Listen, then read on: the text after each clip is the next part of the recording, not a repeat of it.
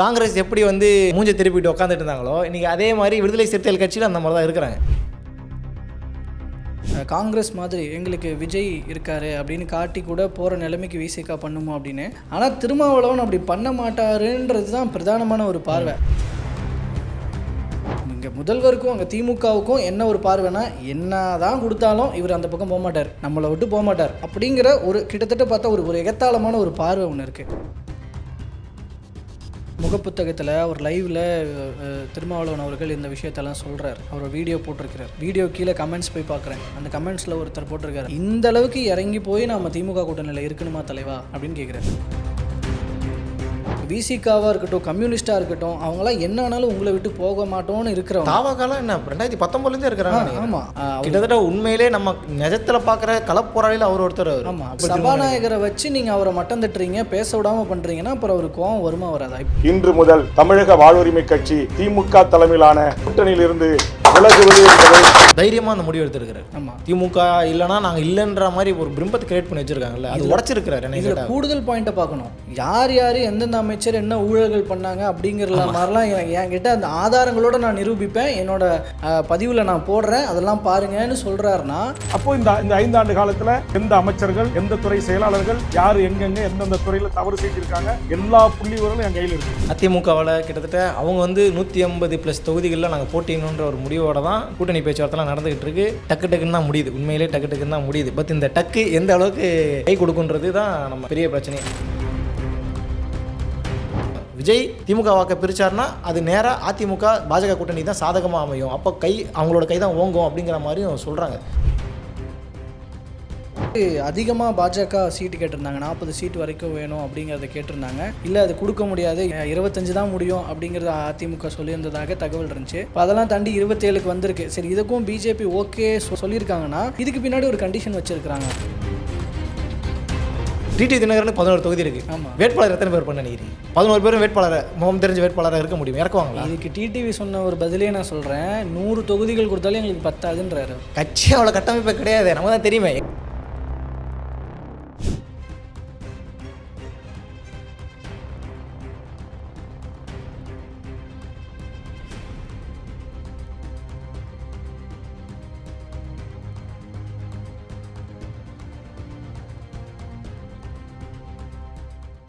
ஐத்தமிழ் நேயர்கள் அனைவருக்கும் அன்பு வணக்கம். இன்றைய பிஹைண்ட் த செய்தி நிகழ்ச்சியில் உங்களோடு பங்கேற்றிருக்கும் நான் கோபிநாத், நான் முசமில். பொதுவாக ஒவ்வொரு டைம்லேயும் வந்து ஒரு முக்கியமான அரசியல் நகர்வுகள் இருக்கும், அதை பற்றி பேசுவோம். இன்றைக்கி ஒரு முக்கியமான நகர்வாக, அதுவும் ரொம்ப நாளாகவே கவனிக்கப்பட்ட ஒரு நகர்வாக, என்டிஏ கூட்டணியில் அதிமுக தலைமையிலான என்டிஏ கூட்டணியில் தொகுதி பங்கீடுகள் ஆரம்பிக்கப்பட்டு முக்கியமான கட்சிகளுக்கெல்லாம் முடிக்கப்பட்டிருக்கு. அதன்படி பார்க்கும்போது பாஜகவுக்கு 27 தொகுதிகளும், பாமகவுக்கு 18 தொகுதிகளும், அமமுகவுக்கு 11 தொகுதிகள்னு மொத்தம் 56 தொகுதிகள் இப்போது ஒதுக்கப்பட்டிருக்கு. இப்போ இதில் வந்து முக்கியமாக இப்போ இதில் இன்னும் இதுக்கு உள்ளுக்குள்ளே நம்ம பேசுவோம். பட் இங்கே மேலோட்டமாக எழுற ஒரு கேள்வி என்னென்னா, இந்த பக்கம் திமுக அதிமுக அப்படின்னு இருக்கிறதுனால இந்த தொகுதி பங்கீடு விஷயத்தில் சாதிச்சிருக்கிறது இப்போதைக்கு சாதிச்சிருக்கிறது, டக்குன்னு வேலையை முடிக்கிறது யார், திமுகவா அதிமுகவா அப்படின்னு ஒரு கேள்வி எழுப்புகிறாங்க. ஏன்னா திமுக ஏற்கனவே ரொம்ப நாளைக்கு முன்னாடியே அந்த ப்ராசஸ்லாம் ஆரம்பிச்சிட்டாங்க. லாஸ்ட்டு இப்போது ஒரு கம்யூனிஸ்ட்லேயும் வந்து விசிகாவிலையும் வந்து ஒரு இழுபறியாகவே போயிட்டுருக்கு. அது முடிக்காததுனால இன்னமும் வந்து அவங்க இப்போ திமுக ஒரு பக்கம் நிறைய கட்சிகள் சேர்த்து ஒரு வலுவான கூட்டணி அமைக்கிறார் ஸ்டாலின் அப்படின்னு சொல்லி ஒரு பாசிட்டிவான பார்வைகள் ஒரு பக்கம் வச்சுட்ருக்க சமயத்தில், இன்னொரு பக்கம் அந்த தொகுதி பங்கீட்டை நிறைவு செய்ய முடியாமல் தவிக்கிறாரோ ஸ்டாலின் அப்படின்னு ஒரு பார்வையும் வைக்கிற அளவுக்கு அந்த இழுபறி போயிட்டுருக்கு. இந்த பக்கம் என்னடானா டக்குன்னு வந்தாங்க. இப்போ இன்னமும் இப்போதைய அறிவிப்பு என்னென்னா, உங்களுக்கு எத்தனை சீட்டுன்னு ஏடிஎம்கேக்கு எவ்வளோன்னு கேட்குறாங்க. அப்போ இபிஎஸ் சொல்கிறாரு, அடுத்தடுத்து இருக்கிற கட்சிகளும் பேசி முடிச்சிருவோம், அப்போ எங்களுக்கு எவ்வளோங்கிறது இன்றைக்கி நைட்டுக்குள்ளேயே தெரிஞ்சிடும் அப்படின்றார். அப்போ ஒரு நாள்லேயே டக்குன்னு வேலையாகுது. இதுக்கு முன்னாடியே பேச்சுவார்த்தைகள் நடந்திருக்கு அப்படின்னாலும் கூட அது ஒரு 1 or 2 அட்டம்ஸ், ஒரு 2-3 அட்டம்ஸ்குள்ளேயே வந்து எல்லாமே சரியாயிடுச்சு. ஏன்னா இவர் டக்குன்னு டெல்லிக்கெலாம் போனார், பியூஷ் கோயல் இங்கே வந்து பேசினார், சரிப்பட்டு வரலன்னு டெல்லிக்கு போனார். அப்புறம் டெல்லிக்கு போயிட்டு வந்துட்டு டப்புன்னு பார்த்தா இப்போ ஒரே நாளில் வச்சு டக்கு டக்குன்னு முடிக்கிறாங்க. ஆனால் இந்த வேகம் ஏன் திமுக கிட்ட இல்லை அப்படிங்கிற மாதிரியான ஒரு பார்வை இருக்குது. இப்போ இதில் வந்து பாஜகவுக்கு இது கடந்த தேர்தலில் 4 தொகுதிகளில் ஜெயித்தவங்களுக்கு இப்போ 27 தொகுதிகள் கொடுத்துருக்குறாங்க. அந்தளவுக்கு பாஜக வளர்ந்துருக்கா அப்படின்னு ஒரு கேள்வி எழுப்புது. இது மாதிரி ஒவ்வொரு கோணங்களில் இந்த தொகுதி பங்கீடுகள் ஒரு பேச்சுக்களை கிளப்பிட்டு இருக்கு. ஸோ இதில் நீங்கள் என்ன பார்க்குறீங்க முசமில்? ஃபர்ஸ்ட் ஆஃப் ஆல் பார்க்கும்போது அதிமுகவில் கிட்டத்தட்ட அவங்க வந்து 150+ தொகுதிகளில் நாங்கள் போட்டியணுன்ற ஒரு முடிவோட தான் கூட்டணி பேச்சுவார்த்தைலாம் நடந்துகிட்டு இருக்கு. டக்கு டக்குன்னு தான் முடியுது, உண்மையிலே டக்கு டக்குன்னு தான் முடியுது. பட் இந்த டக்கு எந்த அளவுக்கு கை கொடுக்குன்றது தான் நம்ம பெரிய பிரச்சனை. இதில் அதிமுகவை பொறுத்த அளவுக்கு கூட இருக்கக்கூடிய அலையன்ஸ் பார்ட்டியில் எடுத்துக்கிட்டிங்கன்னா புரட்சி பாரதம் பூவை ஜெகன்மூர்த்தி அவர் 2 சீட்டு கொடுக்குற மாதிரியும் பேச்சுவார்த்தை போய்கிட்டு இருக்கு. தமிழ் மாநில காங்கிரஸ் இன்னைக்கு கலந்துக்கவே இல்லை, நீங்கள் கவனிச்சிங்களான்னு தெரியல. அவங்க வந்து 3 to 5 சீட்டு எதிர்பார்க்குறாங்க போல. அவர் 6 சீட்டு எதிர்பார்க்குறாரு. 4 சீட்டு வரைக்கும் கொடுக்குறோம் அப்படின்னு வந்திருக்கிறாங்க. அது அவருக்கு அக்செப்டபுளாக இல்லை. ஏன்னா லாஸ்ட் டைம் வந்து எம்பி சீட் வேறு கொடுத்துருந்தாங்க, இந்த டைம் அதுவும் இல்லை. ஸோ அதனால் அவர் ஒரு அதிருப்தியில் இருக்கிறாரு அப்படின்னு சொல்ல. அது கூடுதலாக வந்து புதிய நீதி கட்சி, இந்திய ஜனநாயக கட்சி, தமிழக மக்கள் முன்னேற்ற கழகம், அகில இந்திய ஃபார்வர்ட் பிளாக், பெருந்தலைவர் மக்கள் கட்சின்னு சொல்லி இதர கட்சிகளும் இருக்காங்க. இவங்களுக்கு எப்படி கூட்டணி என்ன மாதிரி சீட்டு அலோகேட் பண்ண போகிறாங்க தெரியல. ஏன்னா இதே மாதிரி இதர கட்சிகள் திமுகவில் இருக்காங்க. கிட்டத்தட்ட 23 கட்சி சொல்லிட்டு இருந்தாங்க. அதில் தமிழக வாழ்வுரிமை கட்சி இன்னைக்கு வந்து சீனில் வெளியே வந்துட்டாங்க. 22 கட்சி இருக்கிறாங்க. 22 கட்சியில் எடுத்துக்கிட்டோம்னா நமக்கு தெரியும் காங்கிரஸ் 28, சிபிஐ 5, சிபிஎம் வந்து முட்டிக்கிட்டு இருக்காங்க. ஆனால் 5 தான் அவங்களுக்கு கொடுப்பாங்கன்றது தெரியும். தேமுதிகவுக்கு வந்து 7+1 வந்து அவருக்கு வந்து இது கிடச்சிருச்சு. நாடாளுமன்றத்தில் வந்து அவருக்கு ஒருத்தர் அனுப்பி விட்டாங்க. பட் சீட்டு இங்கே எவ்வளோன்றதுலாம் இது வரைக்கும் கொடுத்ததை ஃபஸ்ட் பார்த்தலாம்னு நினைக்கிறேன். அவர் காங்கிரஸ்க்கு 28, சிபிஐக்கு 5, மதிமுக 4, இந்திய யூனியன் முஸ்லீமுக்கு 2, மாமகக்கு 2, கொங்குநாடு மக்கள் தேசிய கட்சிக்கு 2. ஸோ மொத்தம் ஒரு 43 தொகுதிகள் இதில் ஃபிக்ஸ் ஆகிருக்குன்னு நினைக்கிறேன். ஸோ இதுக்கப்புறம் தான் அடுத்தடுத்து தெரிய வரும். இவங்க சாலிடாக 160 170க்குள்ளே நாங்கள் போட்டிடுவோன்றதில் உறுதியாகவே இருக்கிறாங்க. அதனால் இன்னும் நிறைய கட்சிகள் இருக்குது. இதில் வந்து மனிதநேய ஜனநாயக கட்சிக்கு ஒரு சீட்டு, முக்குளத்தோர் புலிப்படைவர் கருணாஸ் அவங்களுக்கு ஒரு சீட்டுன்னு சொல்லி இதில் நிறைய வருது. சமத்துவ மக்கள் கழகம், வீரமுத்திரை முன்னேற்ற கழகம், தலித் விடுதலை கட்சி, ஜனநாயக முஸ்லீம் மக்கள் கட்சி, புரட்சி, அதிமுக யார் உங்காலு பெங்களூரு ஆதித்தமிழர் பேரவை, மக்கள் விடுதலை கட்சி, மூவேந்தர் முன்னேற்ற கழகம், தமிழ்நாடு விவசாயிகள் மற்றும் தொழிலாளர் கட்சின்னு சொல்லி இது ஒரு பெரிய 11 கட்சி. அதாவது தேர்தலில் சீட்டு இல்லாமல் சில கட்சிகளும் இருக்கிறாங்க, ஆதரவு மனநிலையில் கொடுக்கக்கூடிய சில கட்சிகளும் இருக்கிறாங்க. இப்படி இருக்கும்பொழுது இன்னும் இவங்களில் வந்து ஏன் இன்னும் டிக்ளேர் பண்ணலை அப்படின்னா, கூட்டணி பெருசுங்கிறதுனால யாருக்கு என்னங்கிறத அலோகேட் பண்ணணுன்றதில் பெரிய சிக்கல் ஒன்று இருக்குது. காங்கிரஸ் எப்படி வந்து மூஞ்சை திருப்பிட்டு உட்காந்துட்டு இருந்தாங்களோ இன்றைக்கி அதே மாதிரி விடுதலை சிறுத்தைகள் கட்சியில் அந்த மாதிரி தான் இருக்கிறாங்க. நமக்கு ஆச்சரியப்படுற விஷயம் என்ன அப்படின்னா, தேமுதிக உள்ளே வந்தது தான். ஏன்னா தேமுதிக வந்து சொல்லியிருந்தாங்க, பிரேமலதா தான் சொல்லியிருந்தாங்கன்னு நினைக்கிறேன், இந்தியாவை வந்து உலக அளவில் தலைகுனிய வச்ச ஒரே கட்சி திமுக தான் சொல்லி ஒரு பக்கம் ஸ்டேட்மெண்ட் கொடுத்துட்டு, அதே திமுக கூட்டணி போய்ட்டு கட்சி பேரம் நடத்தக்கூடிய அளவுக்கு நீங்கள் மாற்றுறதுல அந்த டிசைடிங் ஃபேக்டர் யாராக இருக்கிறாங்க, யார் இவ்வளோ பெரிய குழப்பத்துக்கு காரணன்ற ஒரு கேள்வி இருக்குல்ல. அங்கிட்டு நம்ம வரும்போது தான் 2 ஆப்ஷன் இருக்குது. ஒன்று நமக்கே தெரியும், நாம் தமிழ் கட்சி ஒவ்வொரு முறையும் அவங்களோட வளர்ச்சி அதிகமாக இருக்குது. பட் இன்றைக்கி எந்த முறையில் இருக்குன்றது தெரியல. விஜய் திட்டத்தை பற்றி பார்க்கும்போது ஏதோ பெரிய அவர் த்ரெட்டனாக மாறிட்டாருன்றது நம்மளால் புரிஞ்சிக்க முடியுது. விஜய் என்னடா ரோல் ப்ளே பண்ண போகிறாருங்கிறது தான் இங்கே விஷயமே. இப்போ விசிகாவும் கட்சி பேரத்தை ஏற்றுவதற்கான வாய்ப்புகள் நிறையா இருக்குது. நீங்கள் கொடுக்கலன்னா அங்கிட்டு போய்டும். எப்படி காங்கிரஸ் எப்படி ஒரு விஷயம் டாக்டிக்ஸ் பண்ணாங்களோ அதே மாதிரி கூட பண்ணுறதுக்கு வாய்ப்பு இருக்குது. பட் திருமாவளவன் நேற்று பேசுனதெல்லாம் பார்க்கும்போது உள்ளபடியே மனசு உடஞ்சி போய் தான் உட்காந்துருக்காரோன்றதான் நான் கவனிக்கிறேன். அதில் ஆமாம், அதில் வந்து அவர் ரொம்பவே ஃபீல் பண்ணிருக்கிறார். நம்ம தொகுதிகளை ரொம்ப போராடி பெற வேண்டிய சுச்சுவேஷன் இருக்குது. இப்போ இருக்க சுச்சுவேஷனில் கேட்கறது கிடைக்காத சூழ்நிலை தான் நிலவுது அப்படின்னு அவர் ரொம்ப மன வருத்தத்தில் பேசியிருந்தார். 5 சீட்டுக்கு அலைவாலைன்னு அலைகிறாருலாம் கலாய்க்கிறாங்க. இப்போது அந்த நிலைமைக்கு மாறி இருக்குது. இதில் இன்னொரு விஷயம் என்னென்னா, நீங்கள் சொன்னீங்க அந்த இப்போ காங்கிரஸ் மாதிரி எங்களுக்கு விஜய் இருக்கார் அப்படின்னு காட்டி கூட போகிற நிலைமைக்கு விசிகா பண்ணுமோ அப்படின்னு. ஆனால் திருமாவளவன் அப்படி பண்ண மாட்டாருன்றது தான் பிரதானமான ஒரு பார்வை. ஏன்னா இப்போ திமுகவும் வந்து விசிகாவுக்கு கொடுக்காம இவ்வளோ தூரம் இழுத்தடிக்கிறாங்க, இல்லை கொடுக்கவே மாட்டோம் அப்படின்றாங்கன்னா, ஏன்னா விசிகா ரொம்ப முக்கியமான ஒரு கட்சி திமுக கூட்டணியில்.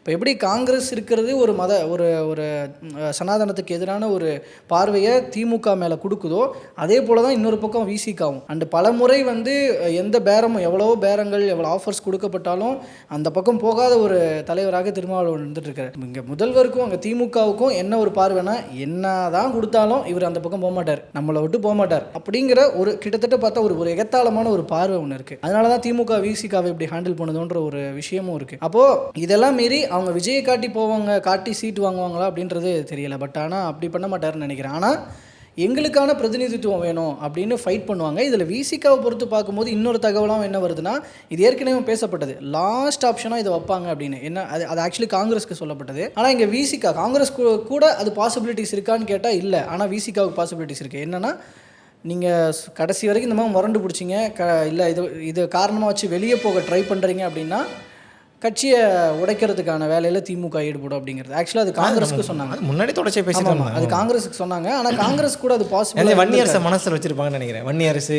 ஆலூர் ஷானவாஸ் இவங்களெல்லாம் மனசில் வச்சு பேசியிருப்பாங்க. இப்போ இருக்க எம்எல்ஏக்கள் அண்ட் எம்பிக்கள் அவங்கள எம்பியை வச்சு. இல்லை, விசிகா தரப்பில் நம்ம நண்பர்களில் பேசும்போது காங்கிரஸ் மேலே கடுமையான கோபத்தில் இருக்கிறாங்க. இன்னும் அவங்களுக்கு மட்டும் கொடுத்துட்டீங்க, நாங்கள் எவ்வளோ நாள் உங்கள் கூட ட்ராவல் பண்ணிட்டு இருக்கோம், அந்த கோபத்தில் இருக்கிறாங்க.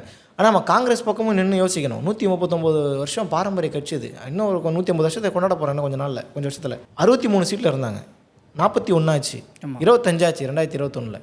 இன்றைக்கி வந்து அதுலேருந்து ஒரு 3 சீட்டு தான், ரொம்பலாம் கூட அதிகம் கிடையாது. அதில் எதில் ஜெயிக்கலாம் இந்த ஃபைட் பண்ணதுனால அந்த 3 சீட்டு இல்லைனா அது கூட கிடச்சிருக்காது அந்த அளவுக்கு. அவங்கள எப்படி தக்க வச்சுக்கணுன்ற விஷயத்தில் அவங்களுக்கு தெரிஞ்சிருக்குல்ல. அப்போ நீங்களும் தெரிஞ்சிருக்கணும்ல. கூட்டணி வராங்க, நீங்கள் தொகுதியை குறைச்சிக்கோங்கன்னு சொல்லி திமுக பேசுறதுங்கிற உண்மையில் இது யாரும் ஏற்றுக்க முடியாது. அதுபடி கூட்டணி வந்தால் எதுக்கு நாங்கள் குறைக்கணும்? உங்கள் தொகுதி நீங்கள் குறைச்சிக்க வேண்டியதானே. 160 இடத்துல நாங்கள் போட்டிடுவோன்றீங்களா, ஏன் 130 போட்டிடுங்க, ஏன் 120 போட்டிடுங்க. உங்களை நம்பி பொது எதிரியை கணக்கில் வச்சு தானே.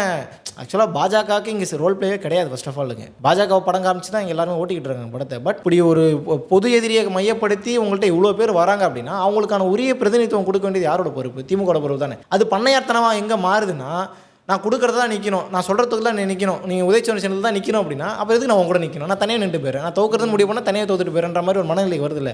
அந்த மனநிலையில் இருந்தால் இருக்கலைன்னா போங்கிற மாதிரி டீல் பண்ணுறாங்களோன்றதான் நான் பார்க்குற விஷயம். அண்ட் இதில் இவ்வளோ நெருக்கடிக்கு காரணம் விஜய் வந்ததுக்கப்புறம் இந்த எலெக்ஷன் அப்படிங்கிறது, இந்த தேர்தல் முடிவு அப்படிங்கிறது இங்கே தொங்கு சட்டசபையை நோக்கி அதாவது நகரும், இல்லை யாருக்கும் பெரும்பான்மை கிடைக்காத ஒரு சூழல் நிலவும் அப்படிங்கிற ஒரு சுச்சுவேஷன் உருவாயிருக்கிறதுனால தான் இங்கே திமுகவும் அதிமுகவும் விடாப்பிடியாக நம்ம இப்போ ஒரு பெரும்பான்மை பெற்றே ஆகணுன்றதுல அவங்களுக்கான நீங்கள் சொன்னது போல் அந்த அவங்களோட சீட்ஸை குறைச்சிக்க வேண்டியதானே. அப்படின்னா அதில் கண்டிப்பாக கூடாது அப்படிங்கிறதுல விடாப்பிடியாக இருக்கிறாங்க அப்படிங்கிறதுக்கு இப்போ இருக்க அரசியல் சூழலும் காரணமாக இருக்குது. விஜய் அவர்கள் வந்திருக்கிறாரு, அது எங்கே வாக்குகளை பிரிக்க போகிறாங்க, அப்போ அதில் நமக்கும் இழப்பு ஏற்படும்.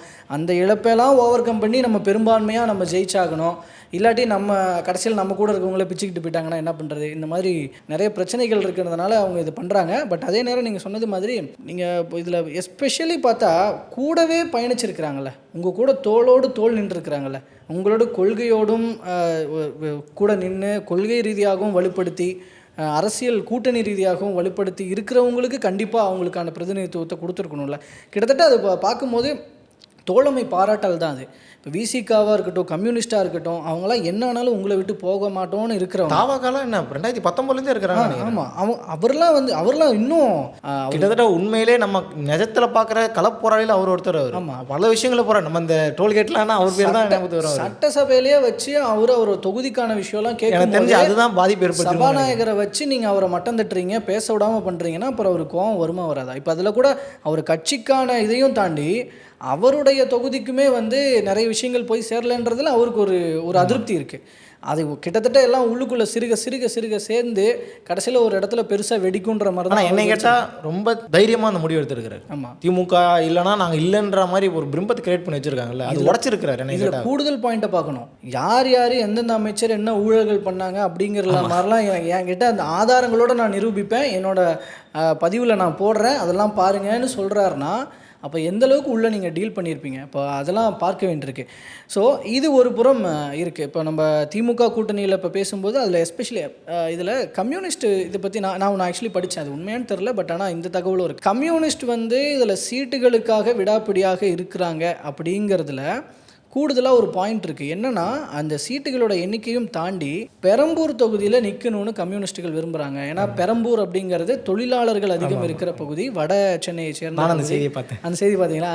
ஸோ அதனால் அங்கே நிற்கணும்னு விரும்புகிறாங்க. ஆனால் திமுக என்ன நினைக்குதுன்னா பெரம்பூரில் விஜய் நிற்கிறாரு அப்படிங்கிறதுனால. ஸோ ஆக்சுவலி இங்கேயும் விஜய் ஃபேக்டர் தான் ரோல் ப்ளே பண்ணுது. விஜயை திமுகவோட உதயசூரியன் சின்னத்தில் ஜெயிக்கணும், திமுக வேட்பாளரை வச்சு ஜெயிக்கணும்னு நினைக்கிற, விஜயை தோக்கடிச்சது திமுகவாக இருக்கணும் இருக்கணும்னு அவங்க நினைக்கிறாங்க. திமுகவாக இருக்கணும் அப்படின்னு நினைக்குது திமுக. ஆனால் கம்யூனிஸ்ட்டுக்கு கொடுத்துட்டோன்னா அது என்னதான் ஜெயிச்சாலும் கூட அது திமுகவுக்கான ஒரு டைரக்ட் விக்ட்ரியாக போய் சேராதுன்னு நினைக்கிறதுனால தான் அவங்க வந்து இப்போ அந்த அந்த விஷயத்துக்காக தான் இங்கே இது இன்னமும் இழுத்துக்கிட்டு இருக்கு அப்படின்றாங்க. பட் அது என்னன்னு பார்ப்போம். ஏன்னா ஆல்ரெடி இந்த தொகுதியில் கம்யூனிஸ்ட்டுகள் நின்று ஜெயிச்ச ஹிஸ்ட்ரியும் போட்டிருக்கிறாங்க. ஸோ அதனால வந்து பெரம்பூரில் கிட்டத்தட்ட 9 முறை திமுக, 3 முறை கம்யூனிஸ்ட், 2 முறை அதிமுக. அது டோட்டலாகவே திராவிடத்தினுடைய பேஸில் தான் இயங்கிட்டு இருக்கு. பட் இந்த நேரத்தில் கொடுப்பாங்களான்றது பெரிய, ஏன்னா சேகர்பாபு அங்கே நிற்க போகிறதெல்லாம் நம்மளே செய்திகளில் பார்த்துட்டு இருந்தோம். அது சில பத்திரிகைக்காரங்களும் உறுதிப்படுத்தினாங்க, ஆமாம் அவங்க தான் நிற்கிறது வாய்ப்புகள் அதிகம் அப்படின்ற மாதிரி. அப்படி இல்லைன்னா செகண்ட் ஆப்ஷனில் சத்யராஜோடைய மகள்லாம் நிற்க போகிறதா கூட பேசிட்டு இருந்தேன். அது எந்த அளவுக்கு உண்மைலாம் தெரியல. ஆனால் விஜய் ஸ்பாய்லருங்கிறது, நான் இப்போ ரீசெண்ட் டேஸில் நம்ம எடுத்த பேட்டிகள்லேயே வந்து பத்திரிகை அரசியல் விமர்சனம் என்ன சொல்கிறாங்கன்னா, விஜய் வராரு, அவர் கணிசமான ஓட்டை பிரிக்கிறது என்னவோ திமுக இருந்து தான். அப்போ திமுகவில் ஓட்டை பிரிக்கிறார் அப்படின்னா ஆல்டர்னேட் யார் இருக்கா? அதிமுக, என்டிஏ கூட்டணி இருக்குது. இயல்பாகவே விஜயனுடைய ஒரு வாக்கு சதவீதத்தை எல்லா கட்சியிலேருந்து ஒரு வாக்கு சதவீதத்தை பிரிப்பார், திமுகவில் அதிகமாக பிரிப்பார். அப்போ பர்சன்டேஜ் அடிப்படையில் திமுக வீழ்ச்சி சந்திக்குது அப்படின்னா இங்கே என்டிஏவோட வளர்ச்சிங்கிறது அசுரத்தனமாக இருக்குன்ற மாதிரி சொல்கிறாங்க. விஜய் திமுக வாக்கை பிரிச்சார்னா அது நேராக அதிமுக பாஜக கூட்டணி தான் சாதகமாக அமையும், அப்போ அவங்களோட கை தான் ஓங்கும் அப்படிங்கிற மாதிரியும் சொல்கிறாங்க. இது வந்து நான் கேட்டேன், இது எப்படி சார் சாத்தியமா அப்படின்னு கேட்டால், நீங்கள் வந்து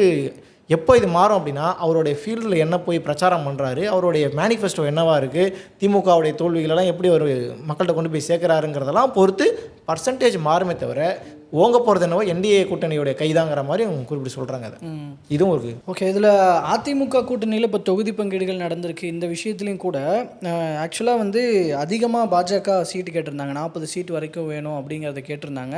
இல்லை அது கொடுக்க முடியாது, 27க்கு 25 தான் முடியும் அப்படிங்கிறத அதிமுக சொல்லியிருந்ததாக தகவல் இருந்துச்சு. இப்போ அதெல்லாம் தாண்டி 27க்கு வந்திருக்கு. சரி, இதுக்கும் பிஜேபி ஓகே சொல்லியிருக்காங்கன்னா இதுக்கு பின்னாடி ஒரு கண்டிஷன் வச்சுருக்கிறாங்க, ஒரு தகவல் வருது. சரி 27னா நாங்கள் ஒத்துக்கிறோம், ஆனால் அந்த 27ம் நாங்கள் கேட்குற தொகுதிகளை தான் கொடுக்கணும் அப்படின்னு ஒரு கண்டிஷன் வச்சுருக்கிறாங்கன்னு ஒரு தகவல். அப்படி கேட்குறாங்கன்னா மெயினாக கொங்கு மண்டலத்தை டார்கெட் பண்ணுவாங்க. கொங்கு மண்டலம் அதிமுக வலிமையாக இருக்கிற ஒரு பகுதியும் கூட. கோவை மாதிரியான மாவட்டங்கள் எல்லாம் குறி வைக்கும்போது அப்போ அதிமுக தாங்கள் வலிமையாக இருக்கிற பகுதியை இழக்க நேரிடும். இதை வந்து அதிமுக காரங்க விரும்ப மாட்டாங்க. அந்த பகுதியில் இருக்கிற முன்னாள் எம்எல்ஏக்கள், முன்னாள் அமைச்சர்கள், இன்னாள் எம்எல்ஏக்கள் இவங்கெல்லாம் விரும்ப மாட்டாங்க. இதை எப்படி அதிமுக ஓவர் கம் பண்ண போகுது அப்படிங்கிற ஒரு பிரச்சனையும் அவங்களுக்குள்ள இருக்குது. ஆனால் இந்த தொகுதி பங்கீடுகள் ஒரு பக்கம் அதிமுக கூட்டணிக்குள்ளே ரொம்ப இழுபறிலாம் இல்லாமல் சுமூகமாக தான் போகிற மாதிரி தெரியுது ஆரம்பத்தில் நீங்கள் சொன்ன மாதிரி. ஆனால் இதனோட பின்விளைவுகள் என்ன, பின்னாடி என்ன பிரச்சனைகள், உள்ளே இறங்கி களத்தில் 2 பேரும் அதாவது அந்த தங்களுடைய தோழமை கட்சிகளுக்காக வேலை செய்யும் போது என்னென்ன விஷயங்கள் பிணக்குகள்லாம் இருக்க போகுது அப்படிங்கிறதெல்லாம் இப்போ அடுத்தடுத்து வரும்போது இப்போ தொகுதி பிரச்சனை வந்துட்டு அது அதிமுக மட்டும் இல்லை, திமுக கூட இருக்குது. பிரேமலதா வந்தாங்கன்னா ரிஷிவந்தியம் தான் கேட்பாங்க. ரிஷிவந்தியம்ல திமுக ஆல்ரெடி நின்றாங்க நினைக்கிறேன். நாங்கள் எப்படிங்க கொடுக்க முடியும், அப்போ அவங்களுக்காக நான் போய் வேலை செய்யணுமா, அந்த பிரச்சனைலாம் வரும், ஈகோ பிரச்சனை வரும், நிறைய வரும். இதெல்லாம் ஒரு தொகுதியை கொடுக்குறாங்க அப்படின்னா அதுக்கு பகரமாக அங்கே வேறு எங்கேருந்து ஃபீஸை பிடுங்க போகிறாங்கன்னு ஒன்று இருக்குது. திமுக கிட்டலாம் அதெல்லாம் சும்மாலாம் கிடையாது, சொல்லி கொடுக்கணும்லாம் அவசியம் இல்லை. அவங்க ரொம்ப அழகாகவே அதெல்லாம் ஹேண்டில் பண்ணுவாங்க. பட் அதிமுகன்னு வரும்போது போட்டியே இல்லைல்ல. 10 டிடி தினகரனுக்கு 11 தொகுதி இருக்குது. வேட்பாளர் எத்தனை பேர் பண்ண நினைக்கிறீங்க? 11 பேரும் வேட்பாளர் முகம் தெரிஞ்ச வேட்பாளராக இருக்க முடியும், இறக்குவாங்களா? இதுக்கு டிடிவி சொன்ன ஒரு பதிலே நான் சொல்கிறேன், 100 தொகுதிகள் கொடுத்தாலும் எங்களுக்கு பத்தாதுன்றாரு. கட்சி அவ்வளோ கட்டமைப்பே கிடையாது, நமக்கு தான் தெரியுமே. எங்கே தென் மாவட்டங்களில் ஓகே, போன முறை வந்து கிட்டத்தட்ட 20-22 இடங்களில் அதிமுக காலி பண்ண. பட் இங்கே அதிமுக கூட்டணியில் தான் இருக்கிறாங்க. யார் வருவா? பங்காளியும் நிற்பாங்களான்றதானே பிரச்சனையே. இங்கிட்ட பார்த்தா மக்கள் நீதி எத்தனை தொகுதி கேட்குறாங்கன்னு தெரியல. அவங்களுக்கு இங்கே வேட்பாளர் இருக்கிறாங்க, சும்மா கேட்டுக்க வேண்டியதான், கேட்டு வச்சுக்க வேண்டியதான். அதிமுக வந்து தாராளமாக கொடுக்குது, திமுக கொடுக்கல, அவ்வளோதான் விஷயம். ஏன்னா இங்கே க்ரௌடு பெருசு, எங்கே க்ரௌடு கம்மி. இந்த இடத்துல ஹைப்போதட்டிக்கலாக ஒரு விஷயம், நம்மக்கிட்டே நேர்காணல் கொடுக்கும்போது ஒரு மூத்த பத்திரிகையாளர் அவர்கள் சொன்னது தான், நீங்கள் திமுக கூட்டணியில் தேமுதிகவை நம்பி நீங்கள் கூட இருக்கிற தோழமைகளை காயப்படுத்துகிறீங்க, அவங்கள அவமானப்படுத்துகிறீங்க. ஆனால் அந்த தேமுதிக எந்தளவுக்கு ஸ்டேபிளான ஒருத்தவங்கன்னு யோசிச்சிங்களா? இப்போ நீங்கள் வந்து அவங்க கேட்குற மாதிரி 10 தொகுதி கொடுத்துட்றீங்க, அவங்கள நிற்கிறாங்க, ஜெயிக்கிறாங்கன்னு வச்சுக்கோம். நாளைக்கு வந்து அந்த ஆஃப்டர் ரிசல்ட்டுன்ற மாதிரி டக்குன்னு மாறிடுவாங்கல்ல, எங்களோட இதுக்கு நாங்கள் சரி இவங்களுக்கு ஆதரவு கொடுக்குறோம், தொங்கு சட்டசபையெல்லாம் வருது, சுச்சுவேஷன் இன்கேஸ் வருது அப்படின்ற பட்சத்தில் நாங்கள் வந்து என்டிஏக்கு ஆதரவு கொடுக்குறோன்னு தேமுதிக போகாது. ஏன்னா என்டிஏ சைட்லேருந்து ஆஃபர்ஸ் இன்னும் கொஞ்சம் அதிகமாகும் போது நாங்கள் சரி எங்களோட ஆதரவை நாங்கள் வேறு ஏதோ ஒரு காரணம் சொல்லி திமுக மேலே நாங்கள் என்டிஏக்கு எங்களோட ஆதரவு கொடுக்குறோன்னு இந்த மாதிரி போக மாட்டாங்கன்னு என்ன நிச்சயம் இருக்குது அப்படிங்கிற ஒரு கேள்வியும் ஒரு முன்வைக்கிறாங்க. அது நம்ம எல்லா கட்சி மேலேயும் அந்த குற்றச்சாட்டு வைக்கலாம்ல? இல்லை, ஆனால் அது அந்த நம்பகத்தன்மை அப்படிங்கிறது தேமுதிக மேலே அதிகம் இல்லாமல் இருக்குது அப்படிங்கிறதுனால அந்த கேள்வி வருது. ஏன்னா இப்போது திமுகவை எதிர்த்துட்டு இருந்தவங்க இப்போ திமுகவை டக்குன்னு போயிருக்காங்க. அது அவங்க கடைசி வரைக்கும் அவங்களோட சுயலாபங்களுக்காக தானே பார்த்துட்டு இருந்தாங்கன்ற ஒரு பாயிண்ட் இருக்குது. அவங்க கட்சியோட வளர்ச்சிக்காக பார்த்தாங்களா இல்லை அவங்க வளர்ச்சிக்காக பார்த்தாங்களா? இப்போ கூட சமூக வலைதளங்களில் ஒரு சில ஃபோட்டோஸ்லாம் வந்துகிட்டு இருக்கு. அவங்க இந்த டிஃபெண்டர் காரோட நிற்கிற மாதிரி இந்த மாதிரி ஃபோட்டோஸ்லாம் வந்து அதை நிறைய பேர் விமர்சிச்சுட்டு வராங்க. இப்போ இதுக்காக தான் நீங்கள் போனீங்களா லைக் அந்த மாதிரி. இதில் கூட ஒரு சிலர் ஒரு தகவலாகவும் போடுறாங்க, கலாய்க்கிற மாதிரியும் போடுறாங்க. இப்போ அடுத்து வந்து அதிமுக கூட ஒரு டீல் ஒன்று பேசுவோமா, என்னம்மா புரியல அப்படின்னு அவங்க பையன் கேட்பாரான். என்னென்னா, அதாவது நாங்கள் நிற்கிற தொகுதிகளெல்லாம் உங்களுக்கு அகென்ஸ்டாக டம்மி வேட்பாளரை போடுறோம், ஒரு வேட்பாளருக்கு 20 கோடி அமௌண்ட் எங்களுக்கு தள்ள முடியுமா, இப்படின்லாம் டீல் பேசவும் வாய்ப்பு இருக்குது. இந்த டீலிங்லாம் நாம் தமிழ் சீமானன் தான் கரெக்டான ஆள். என்ன ஆக்சுவலாக இது ஃபன் பண்ணுறதுக்காக போடுறாங்களோ இல்லை உள்ளுக்குள்ளேருந்து தகவல் வந்து போடுறாங்க. இல்லை, இது ரொம்ப குறைச்ச மதிப்பு. டிஃபெண்டர் நான் வாங்க முடியாத அளவுக்கு அவங்க இருக்காங்க. அவங்களுக்கு சொத்து இல்லையா, அவங்களுக்கு வருமானம் வராதா, அதெல்லாம் சும்மா, அதெல்லாம் தேவையில்லாத இது. ஆனால் இந்த பாயிண்ட் வேல்யூவான பாயிண்ட். நாளைக்கு என்டிஏ கூட்டணியில் மிகப்பெரிய டிமாண்ட் ஒன்று வைக்கிறாங்க, இந்த ஒரு நல்ல பேக்கேஜ் ஒன்று காட்டுறாங்க அப்படின்னா அது யாராக இருந்தாலும் போதானே செய்வாங்க. நம்ம எண்ட் ஆஃப் தி டே ஏன் நான் வளரணும், அந்த இடத்துலையும் விசிகா கம்யூனிஸ்ட்லாம் போக மாட்டாங்க. ஸோ இதை கூப்பிட்றது பாஜகவாக இருந்தால் போக மாட்டாங்க. இப்போ இதை சொல்கிறது ஆமாம், அதிமுக கூட்டணி பாஜக தானே. ஒருவேளை பாஜக கூட்டணி இல்லை, வேறு அதிமுக வெளியே வந்து கூப்பிட்டாங்கன்னா போவாங்களா? போக மாட்டாங்க. ஹைப்போதெட்டிக்கலான ஒரு விஷயமா இருக்குமே. ஏன்னா நேற்று ஒரு விளம்பரம் ஒன்று, ஆக்சுவலாக வேற ஒரு சப்ஜெக்ட்டுக்கு போட்ட விளம்பரம். பட் ட்ரோல் மெட்டீரியல் எப்படி மாற்றிங்கன்னா, ஒரு பொண்ணு வந்து சிப்ஸ் சாப்பிட்டு இருக்கும், கீழே ஒரு சிப்ஸ் வந்து விழுந்துடும், அதை ஒருத்தன் எடுத்துகிட்டு வந்து சாப்பிடுவோம். பார்த்தீங்களா? அவனை அப்படியே கையை பிடிச்சி கூப்பிட்டு போயிட்டு, இது வேற எங்கேயோ இடத்துல சிப்ஸ் சாப்பிட்டு அங்கே 4 போட்டுருவாங்க பாருங்க, அந்த இடத்துல போயிட்டு கையை காட்டும், இங்கே வேணா பொறுக்கி சாப்பிட்டுக்கணும். அந்த பொறுக்கி சாப்பிட்றது வந்து விசிக ஆகும், சிப்ஸ் வச்சிருக்கிறது திமுக ஆகும். அப்போ எந்த அளவுக்கு அவங்கள வந்து டேமேஜ் பண்ணிட்டு இருக்காங்கன்னு ஒன்று இருக்குல்ல, ரொம்ப அழகாகவே. அது உண்மையிலே வந்து அது கொஞ்சம் இழிவுபடுத்துகிற மாதிரி இருந்தாலும் யதார்த்தமாக இருக்குது அது பார்க்கும்போது. விசிகான்றது கிட்டத்தட்ட ஒரு நல்ல கட்டமைப்புள்ள ஒரு கட்சியாக இருந்தது. 4 எம்எல்ஏ 2 எம்பி வச்சுருந்து ரொம்ப அழகாக இருந்த ஒரு கட்சி அது. நாளைக்கு அவங்களோட பலத்தை உயர்த்திங்கன்னா அது உங்களுக்கு தான் அது பலம். ஆக்சுவலாக முகப்புத்தகத்தில் ஒரு லைவில் திருமாவளவன் அவர்கள் இந்த விஷயத்தெல்லாம் சொல்கிறார். அவர் வீடியோ போட்டிருக்கிறார். வீடியோ கீழே கமெண்ட்ஸ் போய் பார்க்குறேன். அந்த கமெண்ட்ஸில் ஒருத்தர் போட்டிருக்காரு, இந்த அளவுக்கு இறங்கி போய் நம்ம திமுக கூட்டணியில் இருக்கணுமா தலைவா அப்படின்னு கேட்குறேன். ஆக்சுவலாக நிறைய சிறுத்தைகளினுடைய மனப்பான்மை அப்படி தான் இருக்குது. நம்மக்கிட்டே பேட்டி கொடுக்குற சிலரும் களத்தில் இப்படி தான், உள்ள கீழெல்லாம் இப்படி தான் நினைக்கிறாங்க. பட் என்ன பண்ணுறது, ஆப்போசிட்டில் பாஜகன்னு இருக்கிறதுனால நம்மளால் எதுவும் பண்ண முடியாது அப்படின்ற சுச்சுவேஷன் தான். அதை கிட்டத்தட்ட ஒரு நெருக்கடியான சுச்சுவேஷனில் தான் இருக்கிறாங்க. பட் இது எப்படி போக போகுதுன்னு தெரியல. அண்ட் இந்த தொகுதி பங்கீடுகள் என்டிஏ கூட்டணி, அதிமுக தலைமையில் என்டிஏ கூட்டணியில் அடுத்தடுத்து யார் யாருக்கு என்னென்ன போயிட்டு அதிமுக எவ்வளோ வச்சுக்க போகிறாங்க, என்னென்ன தொகுதிகள் தராங்கன்றது கூடுதலாக என்னென்ன தொகுதிகள் தராங்க, குறிப்பாக பாஜகவுக்கு என்னென்ன தொகுதிகள், அதெல்லாமே அதிமுக வலிமையாக இருக்க தொகுதிகளா அப்படிங்கிறதெல்லாம் நம்ம கொஞ்சம் அலசி ஆராய வேண்டியிருக்கு. அதை தொடர்ந்து பேசலாம். அதே போல் திமுகவிலையும் என்ன பண்ண போகிறாங்க, அந்த இழுபறியை எப்படி முடிக்க போகிறாங்க அப்படிங்கிறதையும் பார்க்கலாம். மறுபடியும் அடுத்த நிகழ்ச்சியில், அடுத்த பிஹைண்ட் தி செய்தி நிகழ்ச்சியில் வேறு சில முக்கியமான டாப்பிக்கோடு உங்களை நாங்கள் சந்திக்கிறோம். அது வரைக்கும் நன்றி.